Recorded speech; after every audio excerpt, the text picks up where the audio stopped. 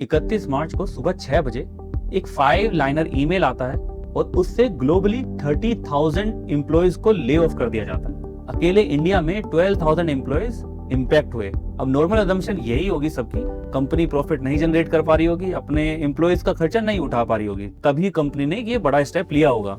जहां आप देखोगे इस ले ऑफ की न्यूज से आप नेगेटिव इमोशन जनरेट कर रहे हो, वहीं इन्वेस्टर्स आप देखोगे स्मार्ट इन्वेस्टर्स हैं, उन्होंने इस न्यूज के बाद कंपनी में इन्वेस्ट किया है एंड कंपनी के स्टॉक्स को पिछले एक हफ्ते में 7% से भी ऊपर ले गए हैं। मैं आपको कंपनी के फाइनेंशियल नंबर्स डिकोड करके बताऊंगा कि एक्चुअली कंपनी में चल क्या रहा है, और ये वीडियो देखने के बाद आपको एक्चुअल रीजन समझ आएगा। अगर आप भी जॉब ढूंढ रहे हैं या ऑलरेडी जॉब करते हैं तो ये आपके लिए भी इम्पैक्टफुल हो सकता है। सबसे पहले आप देखो प्रॉफिटेबिलिटी रेशियोज। प्रॉफिटेबिलिटी रेशियोज जहां ऑपरेटिंग मार्जिन 40% से भी ऊपर एंड नेट प्रॉफिट मार्जिन 35% के अप्रोक्स चल रहे हैं, मतलब कंपनी अपनी सेल्स से अच्छा खासा प्रॉफिट जनरेट कर पा रही है। फिर एक और इंटरेस्टिंग चीज आपको यहां देखने को मिलेगी, कंपनी का फिक्स्ड एसेट टर्नओवर रेशियोज 9 के आसपास चला गया है। ठीक है, ये रेशियो ये बताती है कि कंपनी अपने रिसोर्सेज का कैसा इस्तेमाल करके अपने रेवेन्यू को जनरेट कर पा रही है। इस ग्रोथ से आप यहां देख पा रहे हो कंपनी सेम रिसोर्सेज से लगभग दुगना आउटपुट निकाल रही है पिछले 5 सालों में। अब सबसे पॉजिटिव पार्ट आप जो यहां देखोगे, जो बहुत कंपनियों में आपको मिस मिलता है कि कंपनी प्रॉफिट तो जनरेट कर देती है अपनी बुक्स में पर कैश जनरेट नहीं कर पाती। लेकिन पर ओरेकल जैसी कंपनी के साथ ये वाला नेगेटिव फैक्टर भी नहीं है, कंपनी ऑपरेशन से हमेशा कैश को पॉजिटिव वे में ग्रो कर पा रही है।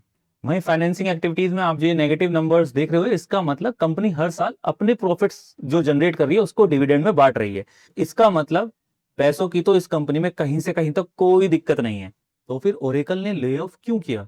इसका बहुत इजी जवाब आपको इस चार्ट में आप देखो। ये कंपनी के एनुअल सेल्स ग्रोथ चार्ट है। ठीक है, जहां 2014 में अगर कंपनी ने सपोज 100 की सेल्स करी थी, 100 का प्रॉफिट, वहीं आप देखोगे कि पिछले 11 साल में कंपनी की सेल्स दुगनी भी नहीं हो पाई है एंड प्रॉफिट सिर्फ 75% से 80% का ग्रोथ मिला है पिछले 10 से 11 साल में।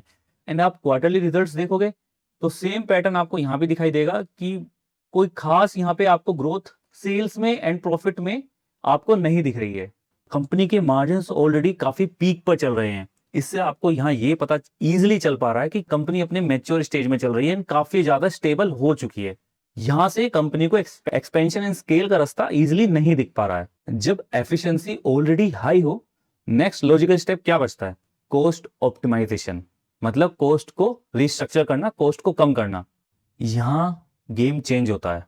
ओरेकल एग्रेसिवली एआई में इन्वेस्ट कर रही है। इसका मतलब कंपनी कॉस्ट कट नहीं कर रही है, कंपनी अपनी कैपिटल को रीएलोकेट कर रही है फ्यूचर के लिए। एंड ओरेकल यहां एम्प्लॉयज से ज्यादा एआई पे स्पेंड करना ज्यादा मुनासिब समझ रही है। इससे आप ये बिल्कुल मतलब नहीं निकालना कि कंपनी ले ऑफ कर रही है तो कंपनी वीक है।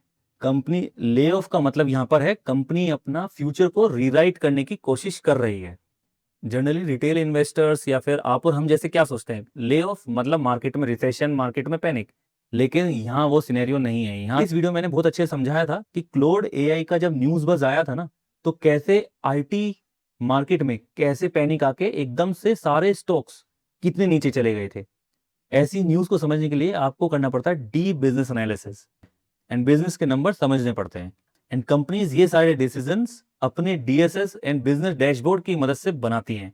आप भी अगर अपना कोई बिजनेस करते हैं तो आप भी जरूर देखिए कि आपका बिजनेस नंबर्स आपको क्या समझाने की कोशिश कर रहे हैं।